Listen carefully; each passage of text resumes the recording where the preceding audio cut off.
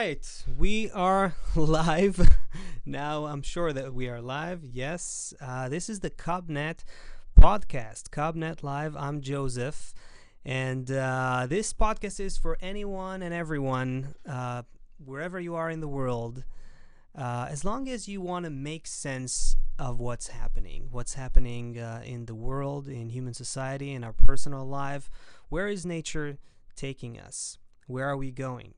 If you have a desire to go beyond the mundane kind of commentary of picking a side and being against this or in favor of that, and taking the long view, putting the pieces together and seeing the big picture, then you're in the right place. So before I'll tell you what we're going to talk about today and who I'm going to have with us today, there's a famous saying by Marshall McLuhan, media theorist Marshall McLuhan. He said that the last thing a fish would notice in its environment is the water. And this is interesting when you think about us humans, being like that fish. In our case, the water is our culture.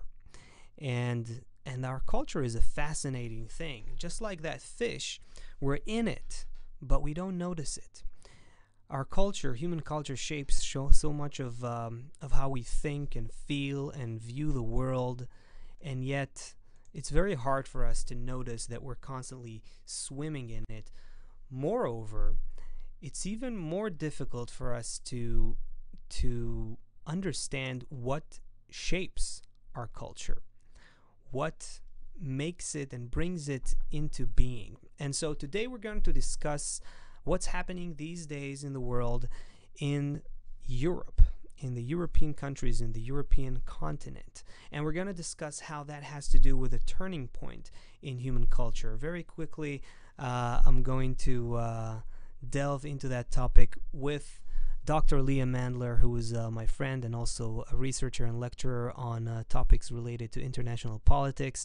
She'll be with us in a few moments, and we'll delve into that. So Leah will be with us right after this.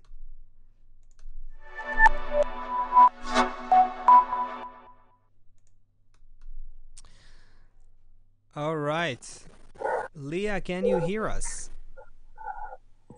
Yes. Okay, great. Hello, how are you? I'm wonderful, thank you. Thank you for having me. Great.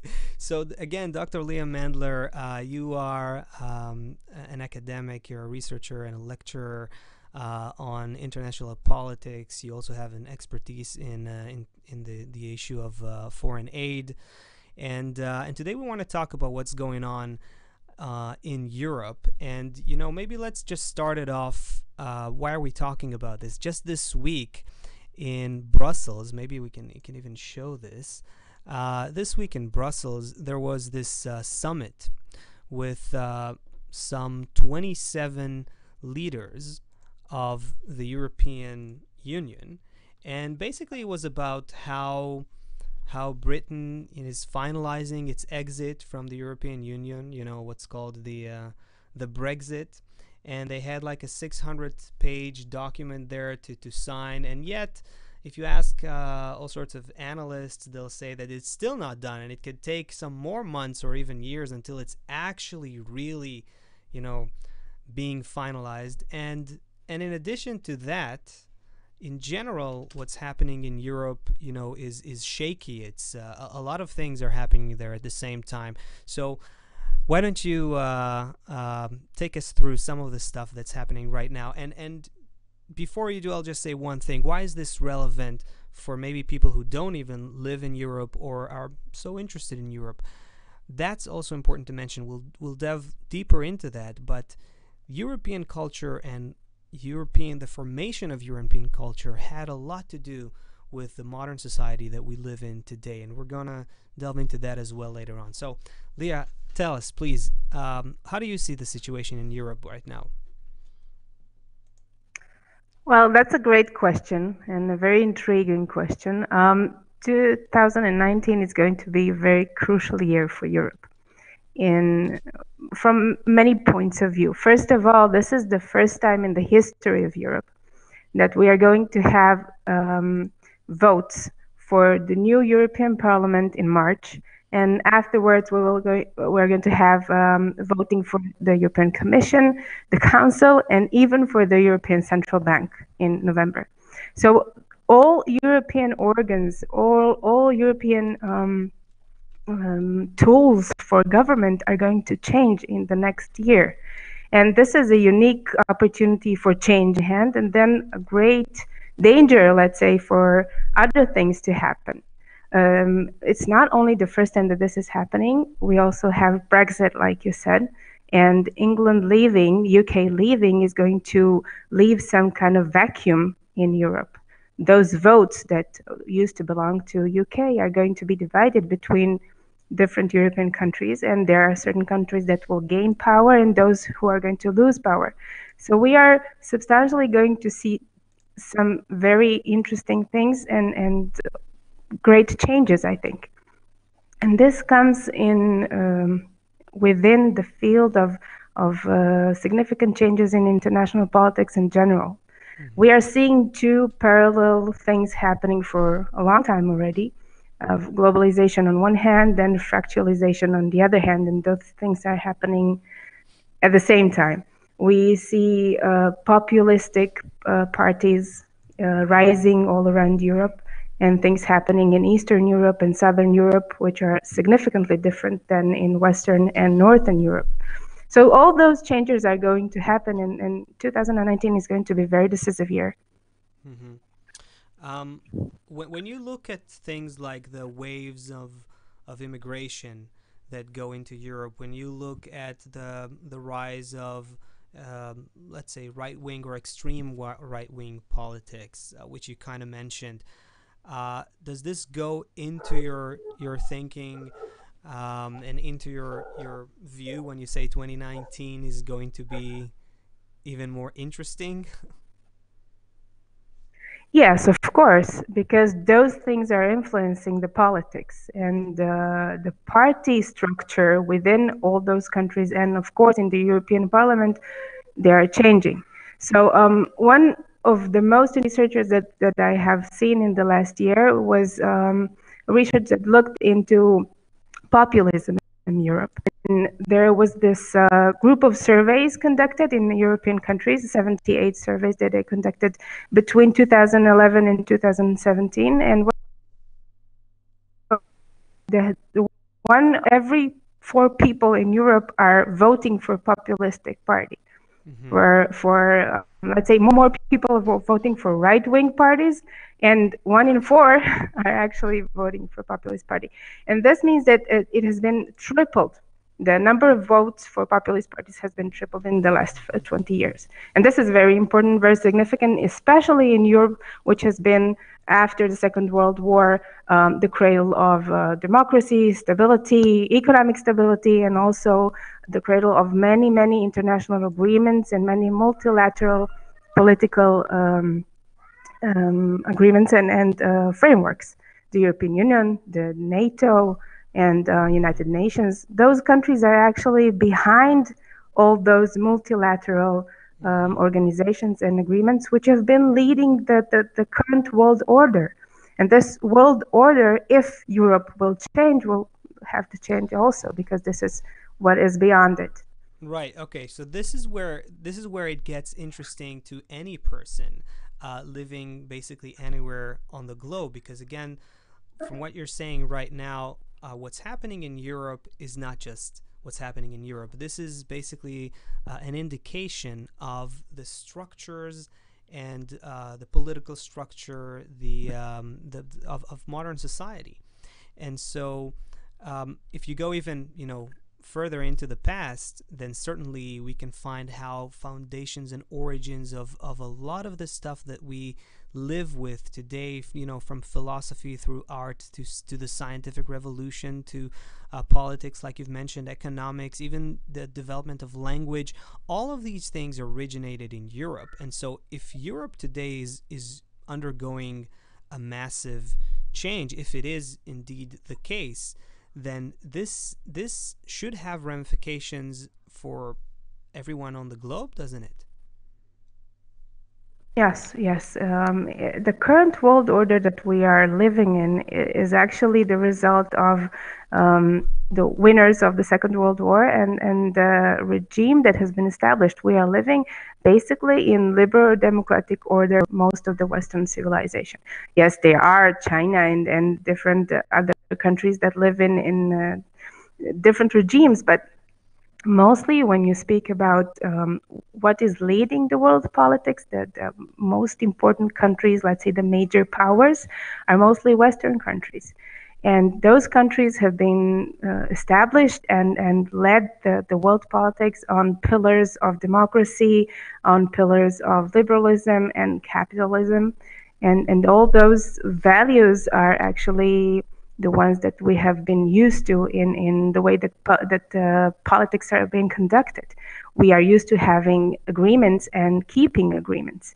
And lately, as you probably know, more and more states are deserting agreements that the United States itself also leaving United Nations, leaving international agreements, and just deserting the existing agreements and existing order that exists. So this is what is about to happen, but doesn't have to happen. You know, the forces in international politics are always parallel. We have, for example, in an international organization, we can see those two forces happening simultaneously.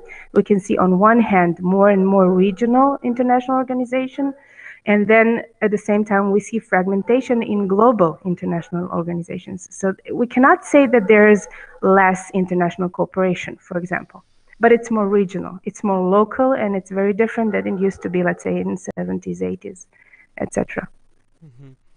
It's interesting when you think about this concept of global order or world order.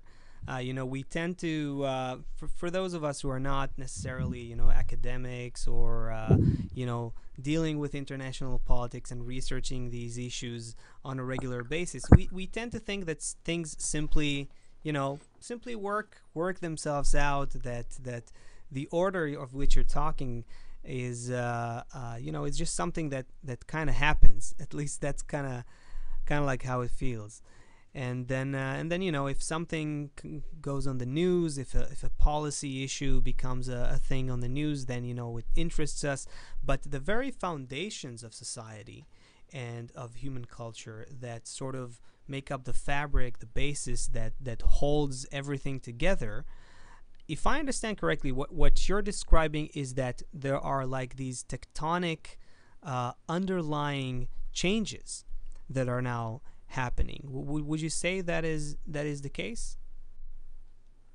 I'm not sure we can really see where the direction is going, but we can see things are changing. And I think the best two examples, which are also the two examples that most researchers bring up when they talk about those changes, are the recent cases of Syria and Ukraine.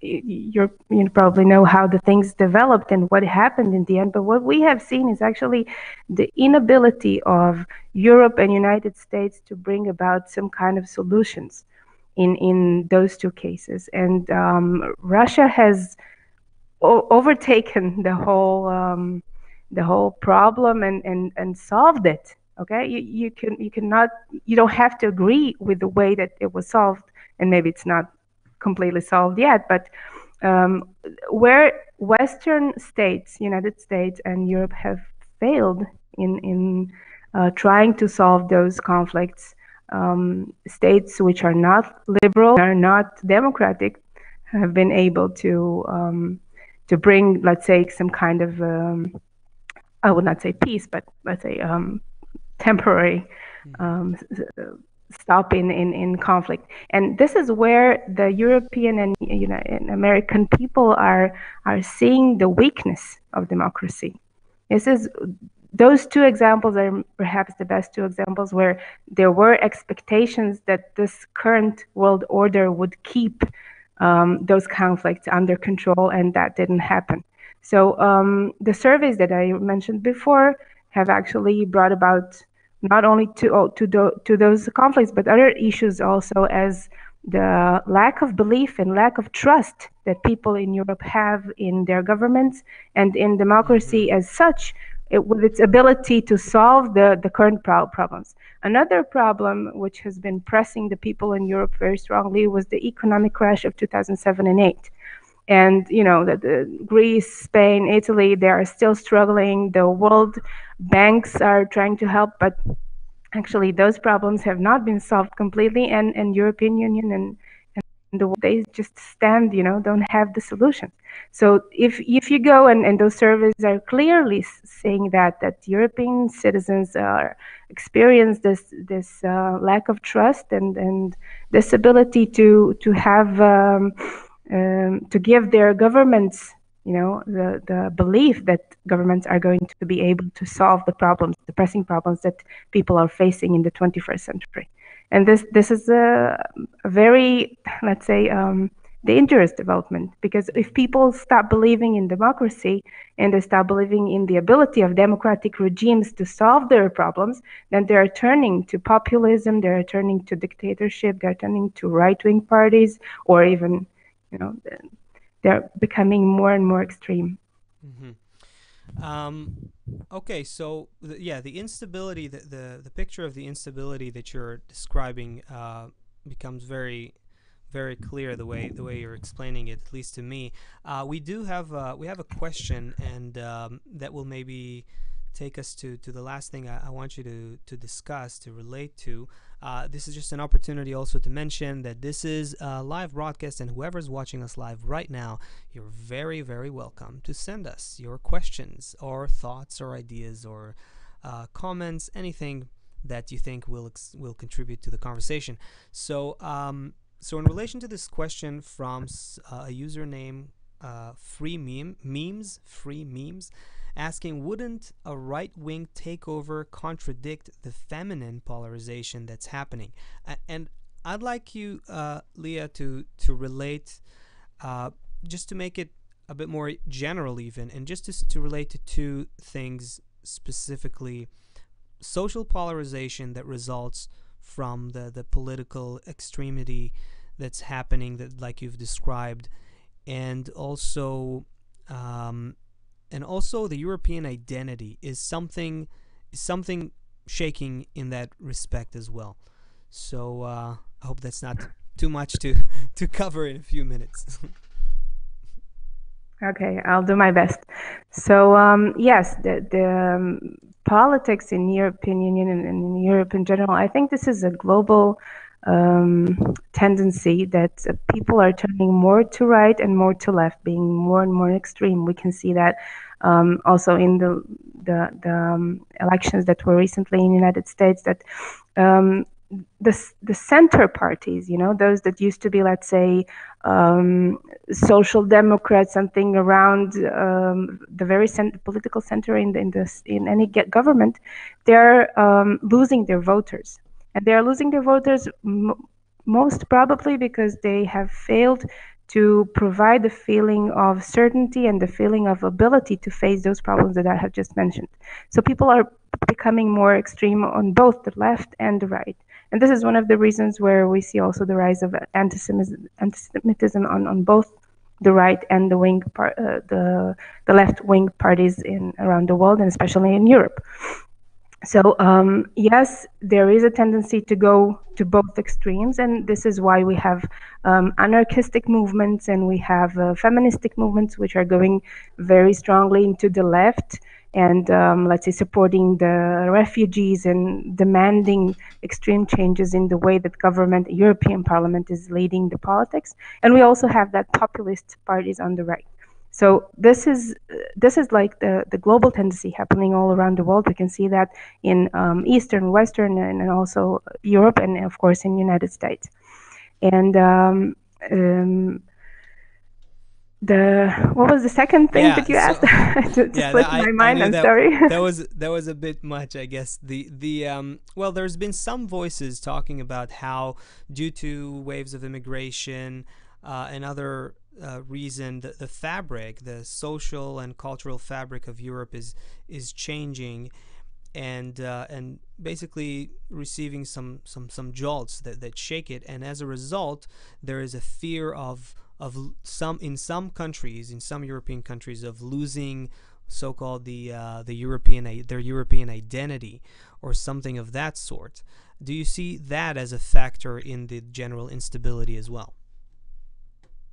Yes, because first of all, we have to decide whether we agree or not that European identity was existing, because identity is something that has to do with the way that people define themselves. Right. And European Union has been, first of all, economic union, and it has been a union providing services to the member states. Not necessarily was there a demand or desire to identify those states as having a joint European identity. But there are significant differences because right now Europe is, let's say, the largest that it has ever been. In 2004, we have seen that many new European countries have joined, and there was this great euphoric belief that the Europe is going to be greater and greater, and also that the identity will go at the same time to the east and to the south as it did to the north and to the west. And what is happening recently that there are huge differences in what the European states need from this union. You have South European and Eastern European countries which are trying to pull out because they do not want to meet the European standards of accepting the refugees, like Hungary and then Poland and Czechoslovakia, etc. And of course the Balkan states, which the European standards of a common economy, first of all. And then you have the northern group of states that are trying to be more cohesive, to be stronger, to have a stronger connection between themselves, let's say Netherlands and the Scandinavian states, because they understand that Germany is very, very strong, and they're trying to have something to contradict its power within the Union. So those states are calling for greater integration within the European Union. And then you have other states, for example, like UK, that is leaving now, and you have Germany has its own problems also, but they are calling for less integration. So each country within this union has its own identity, which is trying to keep, and also different things that it needs from this union. So it's going to be very difficult to have European identity if things stay the way they are, because each of them is pulling into what they actually need from this union. All right. This has been very, very enriching, at least for me. I think for our listeners as well. I do see there's one more question here, more in general about democracy. Maybe you can try to answer this one really quick, and we'll conclude with that, because we also have another great friend of mine that is going to join us very soon. And so Joseph is asking, does an effective democracy depend on two things: the interest of the people for the general welfare of society, and sufficient education of the people so they understand how to make the right choices? That's more of a general question about democracy. Would you say that's a fair summation? Not there necessarily, by Joseph? I would Okay. say. So give us yeah, your not take necessarily, on it. because democracy. Okay, I will try. Democracy, the way that we are used to think about it, especially in terms of Europe, we think about social democracies. We think about Scandinavian states. We think about those states who provide health and social services to their citizens. But that is not necessarily the definition of democracy. You know, you have United States, which is also democracy, but it's very different than Europe. So a country can be democratic, but it doesn't have to provide education or health services or social services to its citizens. This is social democracy, which is a certain type of democracy. And this is one of the characteristics of Europe, exactly, that actually social democratic parliaments have been in most of the European countries until lately. So we are used to thinking about Europe in social democratic terms, not only democratic terms. But this, as I said, democracy is in decline. all over the world, and we have each year there's this Freedom House Index that is published, and it defines how free or how, let's say, democratic regimes around the world are. And the 2018 has been the 12th consecutive year that this index is declining. And 2017 has been the lowest point ever. So there has been something going on with democracy. There's a lot of discussion in the academia and out of it about what is the future of democracy. And I think, and I will leave you with this, that we are entering something that researchers call the post-Western age. We're entering this era where both the United States and Europe are in decline, not only in terms of power, which are perhaps harder to see, but in terms of how much trust do their citizens have in their government. And this is crucial for democracy, because democracy basically gives power to the people to decide who they want to be led by. And if you have democracy and you have lack of trust in the government, then people will look for somebody that they can trust, and they will vote for that kind of person or that kind of government, with all that has to do with it. All right, Dr. Leah Mandler, thank you very, very much for this conversation.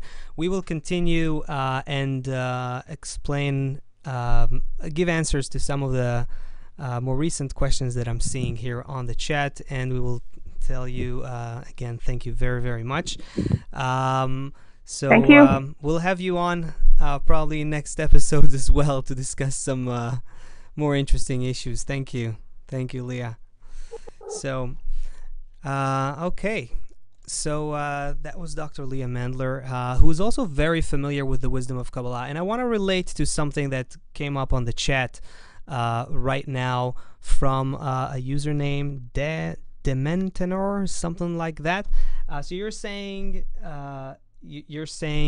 like, what is the connection between Kabbalah? What, in a podcast about the wisdom of Kabbalah, why do we even deal with things that are happening on this planet, on this earth, in Europe, or in other areas or places in the world? And that's a very relevant question. It is a good question. But you know what? We're going to get into it.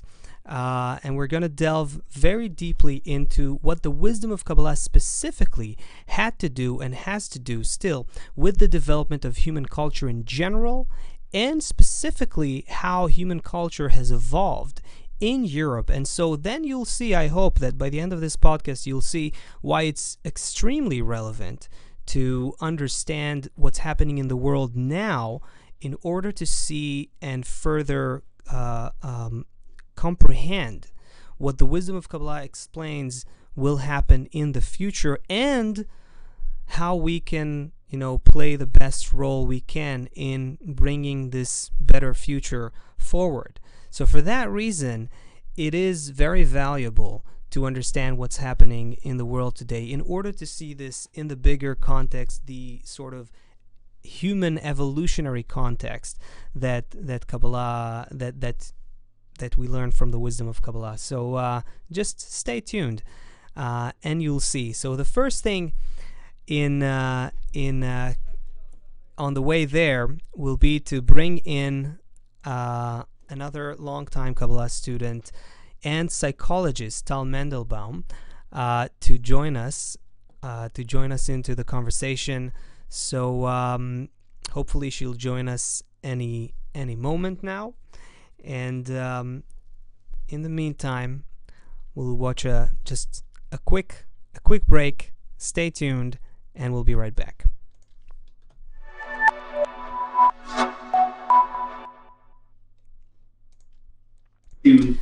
All right on time. Right. All right, Tal, yeah. How are you? I'm okay. I'm flowing with you. Okay, great. So we have some listeners who really want to begin to see the connections between the depth of the wisdom of Kabbalah and what's happening specifically, generally in the world, and what's happening specifically in Europe, as we've discussed with Dr. Leah Mandler. And I want to say this. First of all, everything that we are familiar with in modern human culture originated and evolved for about 2,000 years in Europe. And so the fact that now something very massive, very big is happening in that continent and in that culture means that something is happening in human culture in general. Now,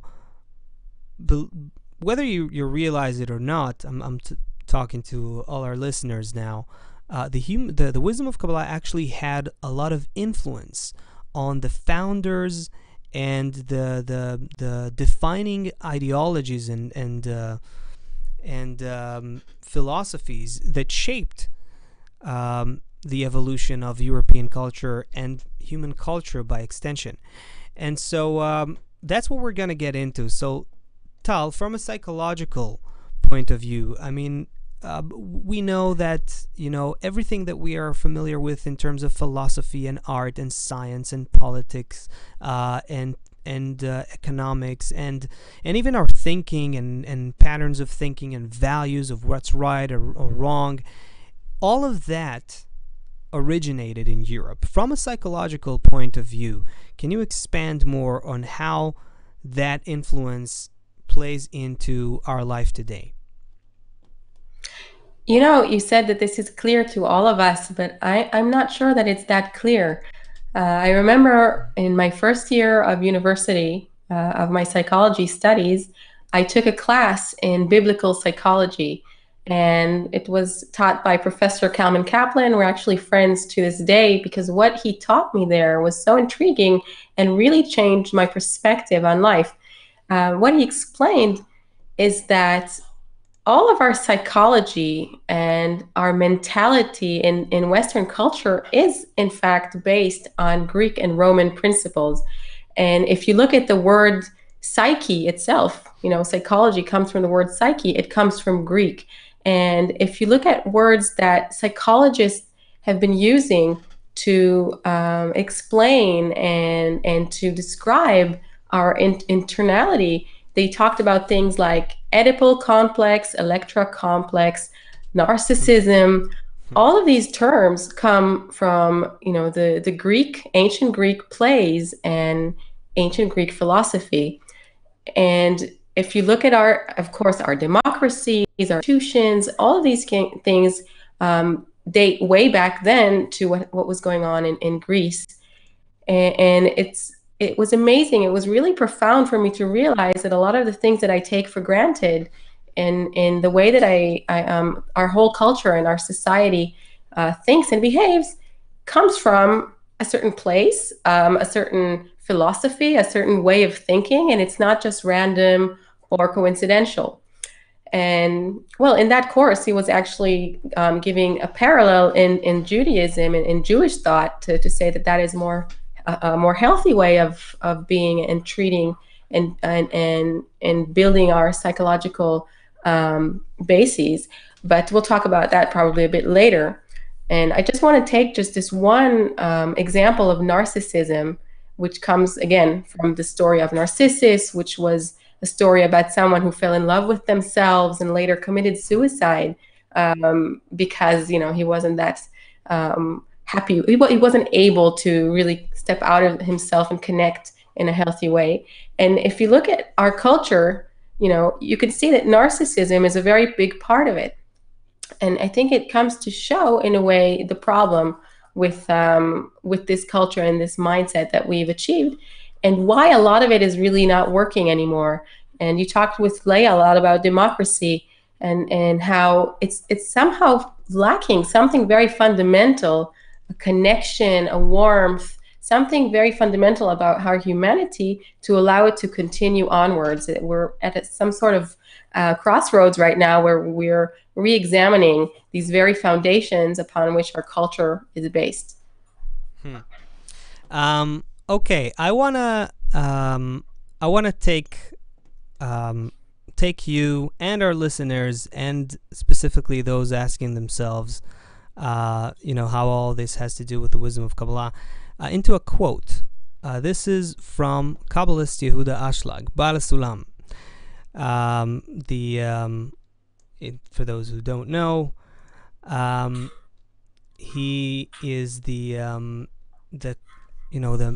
Prophet Salam means master of the ladder, because he's called that way because he wrote the ladder commentary on the book of Zohar, which is the most seminal and foundational book in the wisdom of Kabbalah. So he has an article called The Wisdom of Kabbalah and Philosophy, where he goes into great detail trying to explain the differences and how philosophy borrowed principles from Kabbalah, and we'll link that into our conversation and see how all of that connects to what we discussed so far. So here's what he says. I have the quote here. I hope that our viewers can also see this clearly. Hopefully that's big enough to see.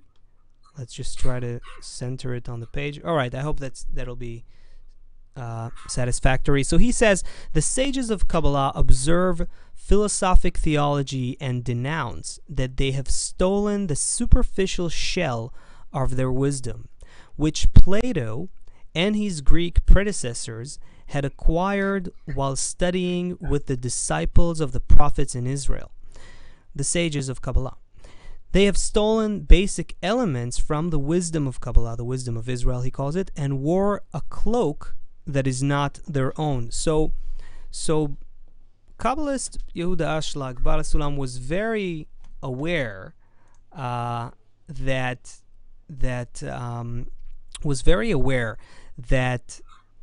back, if you go 2,000 years ago, more or less, this is not a history lesson, but if you go to the time when the time of the Second Temple, when Kabbalists in Jerusalem and in Israel, they built a society based on the wisdom of Kabbalah, based on the wisdom of connection between people, based on the attainment of the network that connects human beings, and they were able to create the principles and the wisdom that held a society together, that held people together above their differences, finding a deeper or higher, if you will, connection between them, and also connection between them and nature.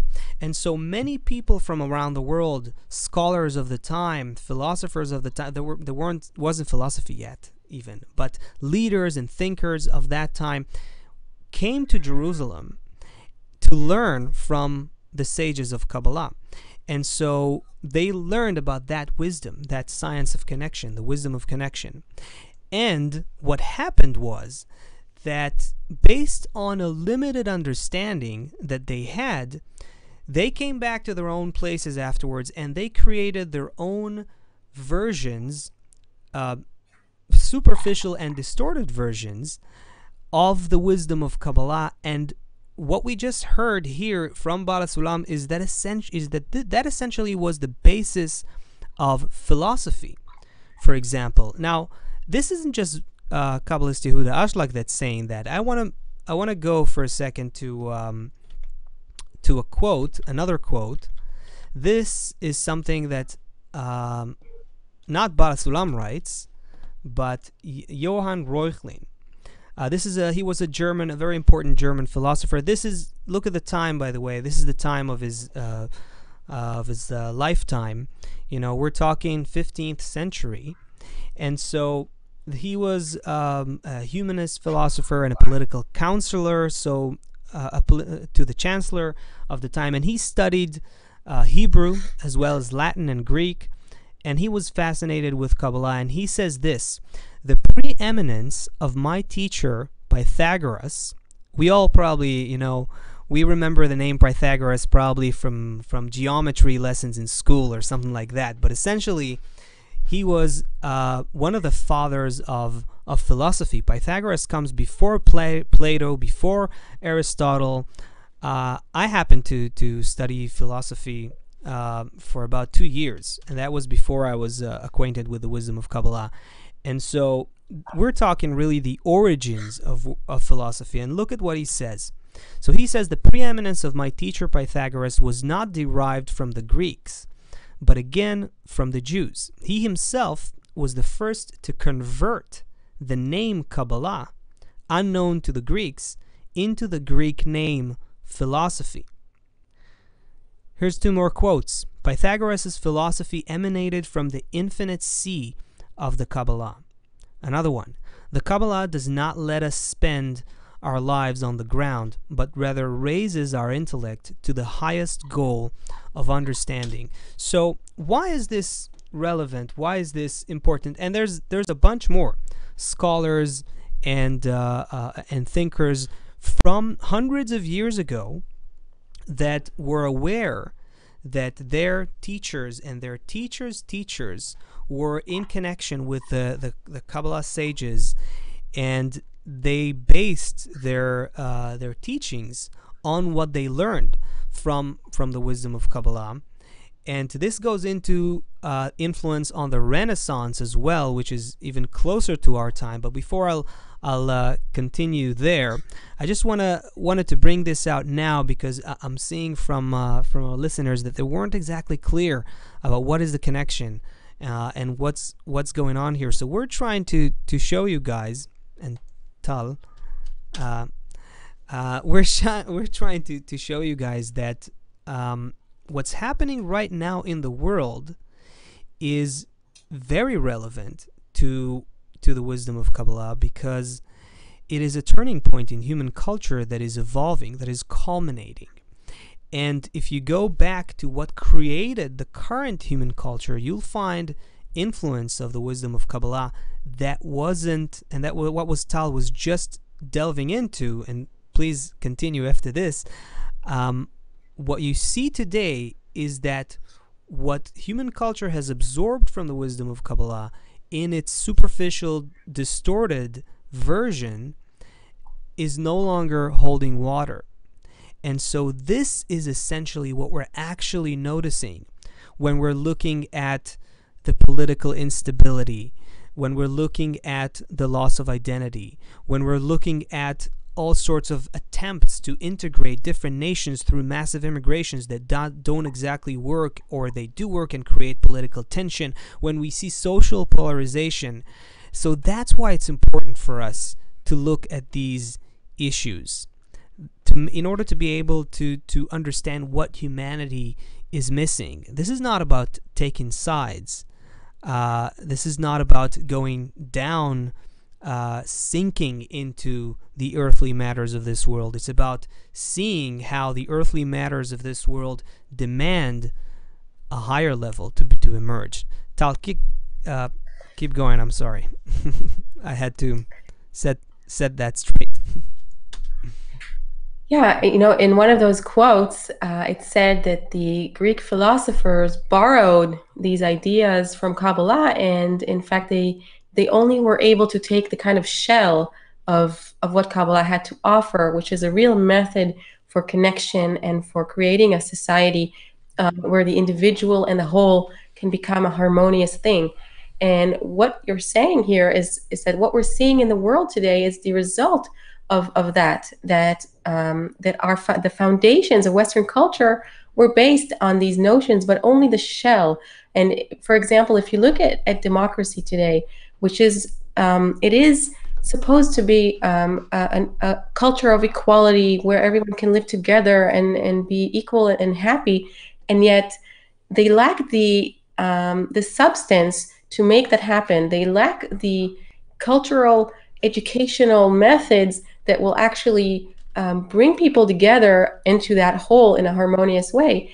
And so that's what's making democracies weak today in the face of turmoil, in the face of more stronger and fundamentalist religion that's coming in, because we lack those meanings. We lack the basic meaning that's supposed to connect us as a culture.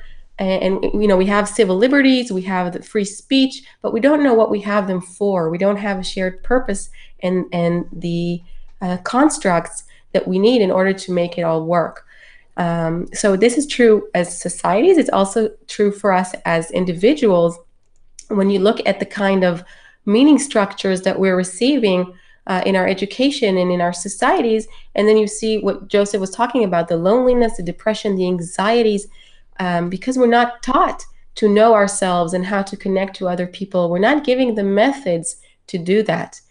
Instead, we have a very narcissistic society that, again, is somehow based on those ancient Greek and Roman principles.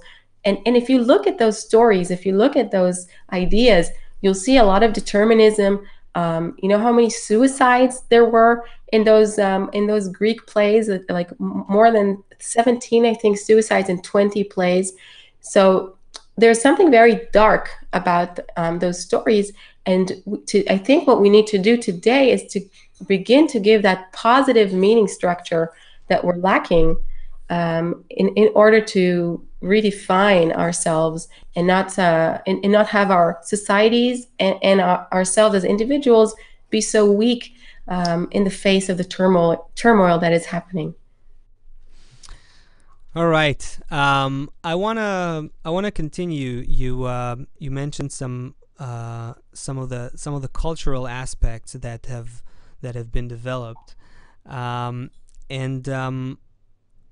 we will relate also to questions. So you guys definitely, if you have more thoughts and questions that come up, just go ahead, throw them into the chat, and we will try to, hopefully they'll be connected to the topic, so we'll try to relate to them. But even if you have general questions, just throw them in there and we'll try to relate to them as well. And so the influence of the wisdom of Kabbalah goes into the Renaissance as well. And I wanna read something in that regard. And this is okay. And also, if you ask yourself, why is it important? You know, we talked about the influence on philosophy, and we looked at that quote from Johann Reuchlin. Why is that so important? Well, in the past, philosophy was the science, and in general, all the scientists of the past, they were always people who were very well versed in many different things. Science in general had a very different context. People were poets and writers and philosophers and researchers, and at the same time they could be astronomers and musicians, and that was very customary because there was a more kind of holistic perception of how to research the world. And so let's go into this quote. This next quote that I want to read. This one is coming from again, an important Spanish writer, philosopher, who lived in the 13th century. And so Raimundus Lulus, I hope I'm pronouncing that correctly. You need to be Spanish probably to pronounce it well. Some of you may know him or studied about him as Ramon Lal. In any case, he said this: creation or language are of equal weight in the science of Kabbalah, because creation or language are root of the regulation of everything. It is clear that its wisdom, meaning the wisdom of Kabbalah, the wisdom of Kabbalah, governs the rest of the sciences. So this is something, again, that is written by someone who was one of the researchers and scholars of the time. He also writes, sciences such as theology, philosophy, and mathematics receive their principles and roots from her, meaning Kabbalah. And therefore these sciences are subordinate to that wisdom, and their principles and rules are subordinate to her, to Kabbalah's principles and rules. And therefore their arguments are insufficient without the Kabbalah. And there's a bunch more here, but I'll just read a last one that takes us more into the time of the Renaissance. And so this guy, Giovanni Pico della Mirandola. So he was one of the Italian scholars and philosophers who were one of the founders of the Renaissance movement, which really shaped the entire continent over, I guess, between the 15th and until the 18th century or so. And he writes he writes this. I'll tell you what it is and then where it's from. He writes, the true interpretation of the law, which was revealed to Moses in godly tradition, is called Kabbalah, which to Hebrews is the same as, for us, receiving. And he's right, Kabbalah translates as reception. That's what literally the word means. And he also writes, the books of Kabbalah hold the fountains of knowledge and wisdom, the most solid philosophy that explains nature. Now, he writes this in an important essay called The Oration on the Dignity of Men. The Oration of the Dignity of Men is something that became the humanist manifesto of the Renaissance movement. That's very interesting to see how the wisdom of Kabbalah influenced such a major, played a role, at least, in contributing its ideas to some of the founders of perhaps the most important revolution that eventually gave birth to the modern culture that we're living in today. And so, if now, as Tal was getting to, if now we're reaching a point, and taking also into consideration everything that we discussed with Leah before, if now we're reaching a point where humanity is reaching a certain crossroads, where the culture stops functioning properly, where certain structures are disintegrating, where instability appears across many different realms, that's very important for us to understand in a global perspective, because that means that more is now needed from the wisdom of connection in order to sustain and further evolve in human society. And so what happened throughout all those years was that beneath the surface, a certain kind of connection was woven between Kabbalah and the evolution of human culture, the evolution of European human culture, which is essentially the culture, the predominant culture, evolved into the predominant culture today.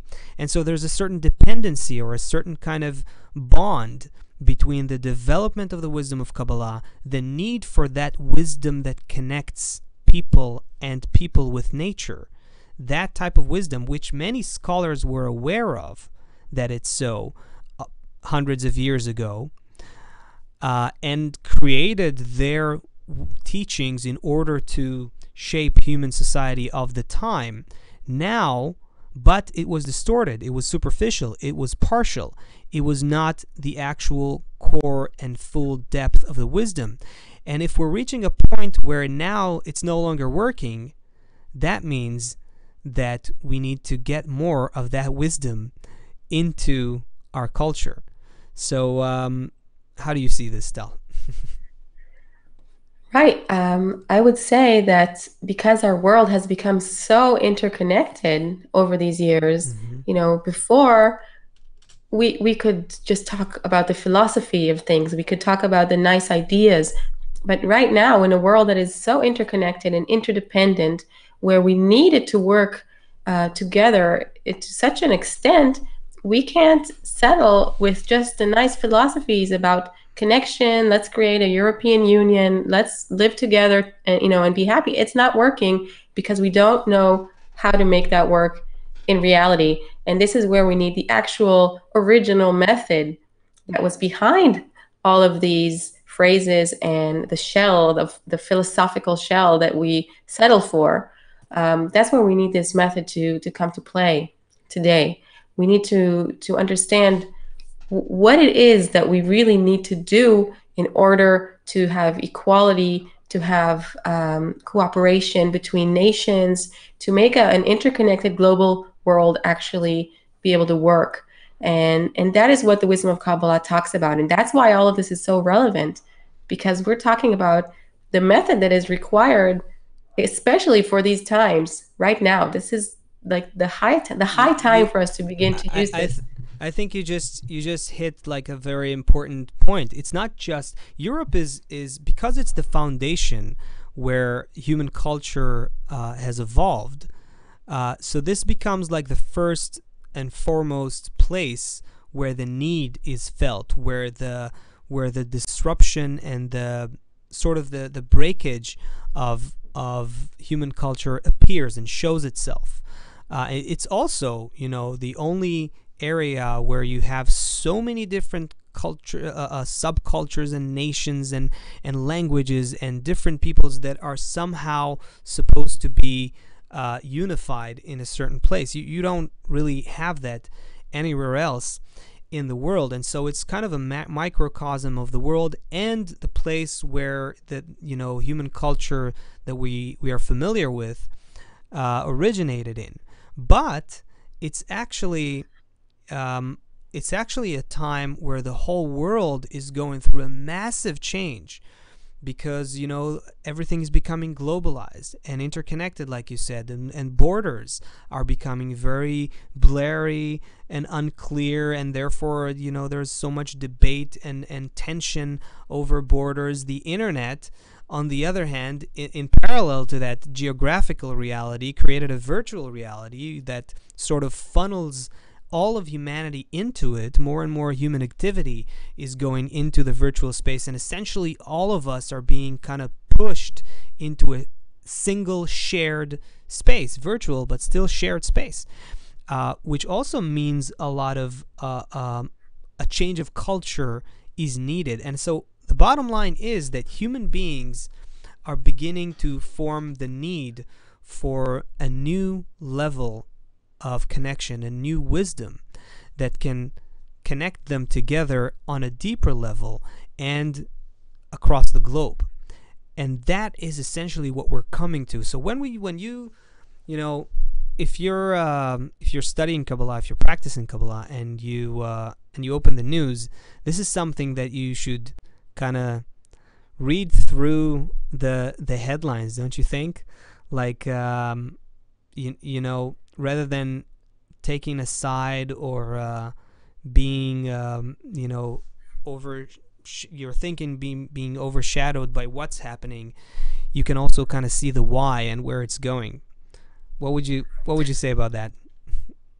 Yeah, I think that studying Kabbalah really helps you build a kind of perception of reality where you understand that what we're seeing in the world is really these two forces that we need to put together. We're seeing human ego that is constantly growing, and on the other hand, a network of connection that is binding us together and that is getting tighter and tighter all the time. And these two things that are happening are creating the crises that we're seeing on all kinds of different levels.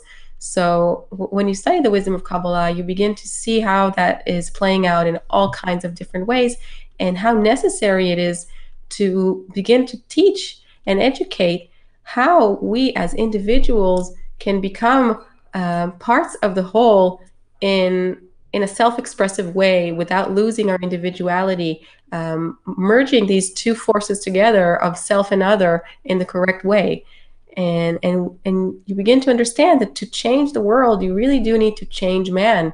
You really do need to change and educate and elevate all of us to this shared space that you were talking about, except instead of it being a shared space where all of our negative attributes are expressed, we need to create a shared space where we can really fulfill our human potential in our love towards each other, and in our bestowal, in our giving, in our in the shared product of our connection.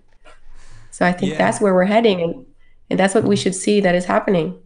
I'm smiling because as you're explaining that, I'm looking at the chat, and I'm seeing some people are even confused about what's going on, and saying maybe we're unaware of transhumanism agendas, and I would say this to anyone who's worried or afraid about different things that are happening. Yes, we live in this world, and some very horrible things can happen here, and there are definitely interests and agendas of people who simply led by that dominant part of our nature, which is our human egoism. But if you study the wisdom of Kabbalah, you get to see things in a broader perspective. you get to see how there is eventually a greater force that is governing our evolution. And so what's happening, both, the good things and the bad things, essentially originate from the same single source. And so what's happening is that we need to gradually just see and recognize that this is the only thing that we're lacking. This is the only thing that we're missing. How through the instability and the polarization and the extreme right, extreme left, and the shattering of the current culture and the various negative ramifications that are happening, and on the other hand, this state of interdependence and globalized humanity that we're becoming, and a virtual humanity that we're becoming, all of these are steps in which the natural guiding force of human evolution is driving us towards a higher level of development. And so the way in which we can begin to see that and identify with that is to focus on what that force is guiding us to.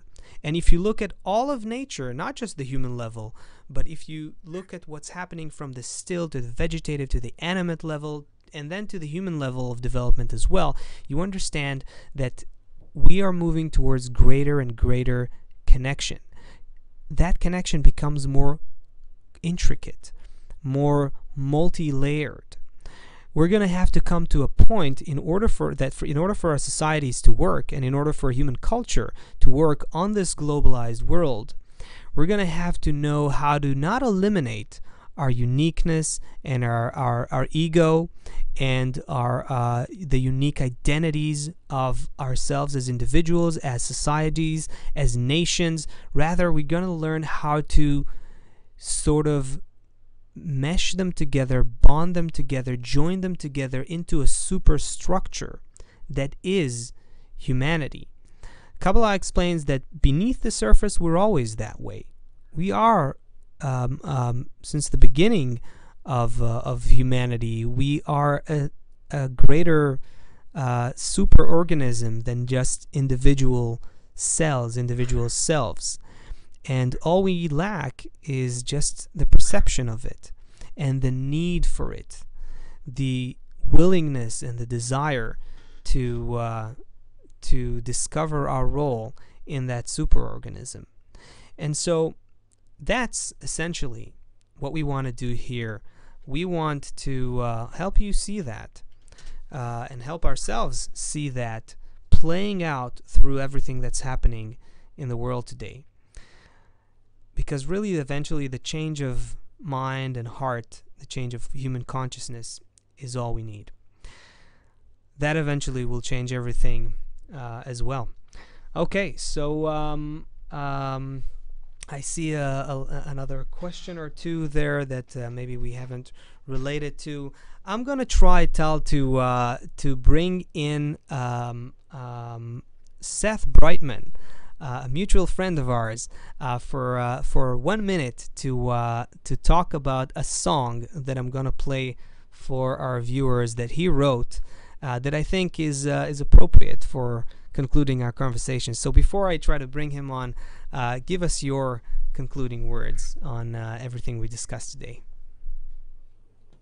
Well, first of all, it was very interesting, and yes, it does seem like things are complicated, but I think that the most important thing to remember is what's going on everywhere is really a shift in our consciousness, in our awareness, like Joseph was saying, and we as people are going into these new stages of our own awareness and our ability to connect to others and create a really beautiful thing that nature is pushing us to create, to really fulfill all those high notions that we see our liberal democracies talking about at last, to really be able to make these things happen in our reality through an actual change in human beings.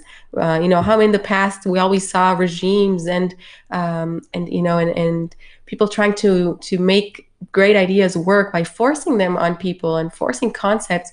Here we're seeing that that's not going to work anymore. Only through an actual change in human beings, in our consciousness, in our awareness, in our hearts, when our hearts are really open and able to live together in an equal society, then that will actually happen. And so the European Union, the things that are not working right now, they're just setting the stage for a new level of connection that will make the right union happen.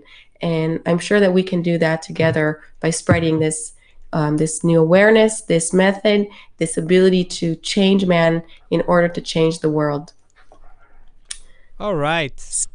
All right. Thank you. Thank you, Tal. It was a wonderful conclusion. Okay, we're going to have Seth Brightman hopefully joining us right after this quick bumper. Thank you very much, Tal. We'll say goodbye at this point. And stay with us, our viewers, for a few more minutes. All right.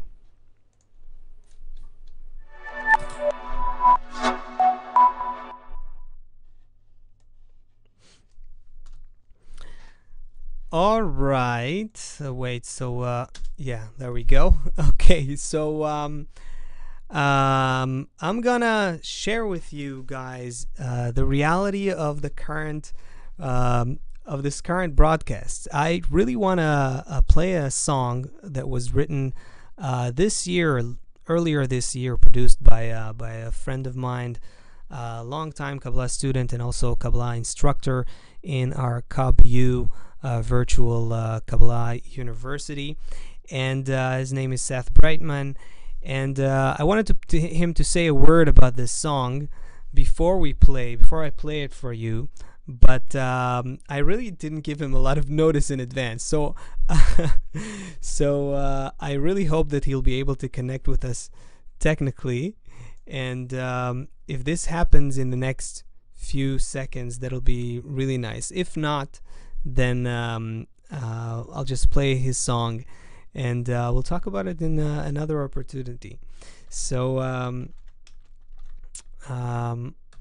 as we wait for him, I want to kind of summarize where we are in this after this entire conversation. Oh wait, perhaps I already have him on here. No, not yet. Okay, so we started from just talking about seemingly just instability that's happening these days in Europe, and then we've tried to explore how that can teach us about what's happening, what will happen or should happen with human culture. And so what we've seen is that this European culture that has evolved essentially expanded and spread into the human culture, the predominant human culture, the Western culture that we are familiar with today. But to begin with, it was created and formed by ideas that were sometimes influenced by the wisdom of Kabbalah, but only influenced by it partially and superficially. And so what's happening today is that if this is not working, if everything is changing, if the world is becoming integrated and interconnected, and we see that everything is becoming unstable, then what we need to do is find a way to access a deeper wisdom of connection. And that's exactly what the wisdom of Kabbalah is offering to us. So before I'll play this concluding song for you, let's just look at some questions here. Let's see what we have. Tan Cho Zuru, I really hope I I'm pronouncing your name correctly. You're asking, does Kabbalah teach us how to manifest according to divine will? Does it show us how to utilize the laws of nature to create while simultaneously connecting to the Creator? If so, how does it do that? I'll answer your question very simply and briefly, if this is okay for now, because this will be like really the end of our broadcast. Look, Kabbalah explains something very simple. It explains that we're all connected, and the quality, not just us people, but all of nature is connected. It's one connected, interconnected, interwoven entity. And the quality of connection, or the force, or the governing law that lies at the core of that interconnected creation and gives it life, guidance, and evolution, and sustains it, is that quality that we call in Kabbalah Creator. It's the quality of unconditional connection and bestowal, or love, if you want to call it like that. And so if you learn how to plug in to that network of connection that we're all part of, then you become in equivalence, you come into a certain resonance with that guiding force of the system called Creator. That was everything that Kabbalah is about in a nutshell. So I hope that gave you a certain direction. Let's see if we have any other question here, or we'll conclude with a song. So yeah, I do see all kinds of comments. I don't think something with a question mark that I can quickly relate to. If there are some questions that I've missed, I'm sorry. So we'll try to take them on next time. So we're gonna hear a song called "Garden," and this was written by Seth Brightman, inspired by some of the messages of the wisdom of Kabbalah that we've been discussing today. So I'll leave you with that song, and hopefully you'll enjoy that, and I'll see you in the next KabNET podcast. Thank you very much for being with us. Have a great day, a great night, depending on where you are in the world. Bye-bye.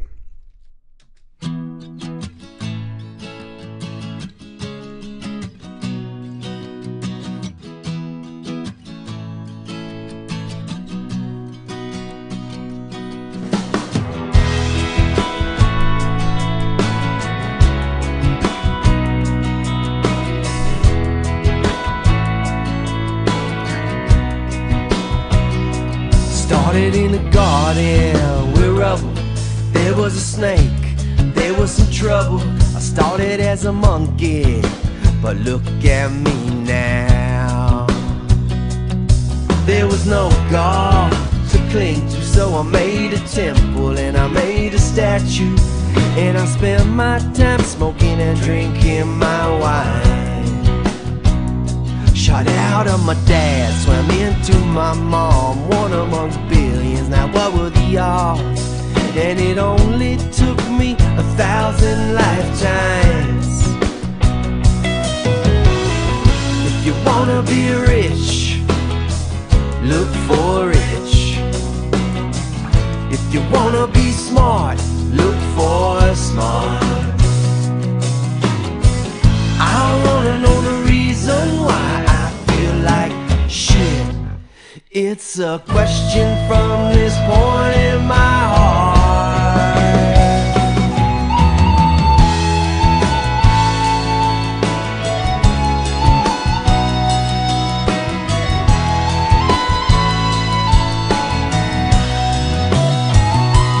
A regal heart and vagabond shoes, I followed you here. Your scent is my muse, and I want you.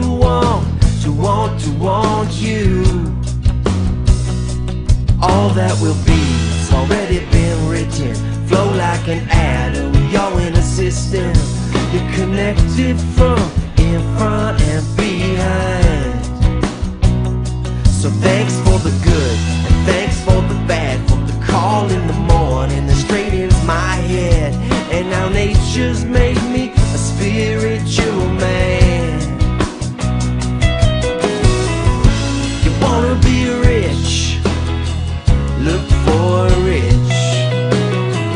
If you wanna be smart, look for smart.